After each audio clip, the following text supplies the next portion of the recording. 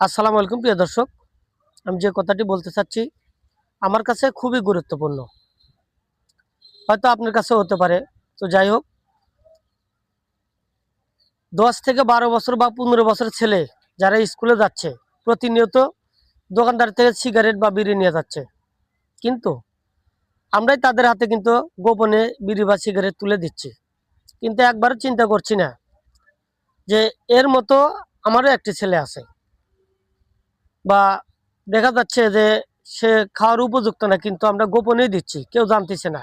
কিন্তু আমার মনে হয় আপনি যদি একবার চিন্তা করেন যে আমি অন্যের ছেলের হাতে বিড়ি সিগারেট তুলে দিচ্ছি গোপনে, আমরা তো ছেলে আছে বা আমার একটা ভাই আছে বা ভাতিজা আছে, কিন্তু তারাও কোনো না কোনো জাত থেকে কিন্তু ঠিক আপনার মতোই গোপনে বিড়ি সিগারেট নিচ্ছে, ঠিক আপনি যেমনটি দিচ্ছেন। তো ভাই, আশা করি আপনি একটু সচেতন হন, তাহলে দেখবেন আপনার ছেলের জন্য আরেকজন সচেতন হয়েছে। আর তাদের শাসন করে বাদ দিয়ে আমরা কিন্তু গোপনে হাতে তুলে দিচ্ছি, এটা কিন্তু ঠিক না আমাদের। আশা করি বুঝতে পেরেছেন। তো ভাই, নিজেও একটু সচেতন হন আর অন্যদেরও সচেতন করার চেষ্টা করেন ইনশাল্লাহ। আসসালামু আলাইকুম।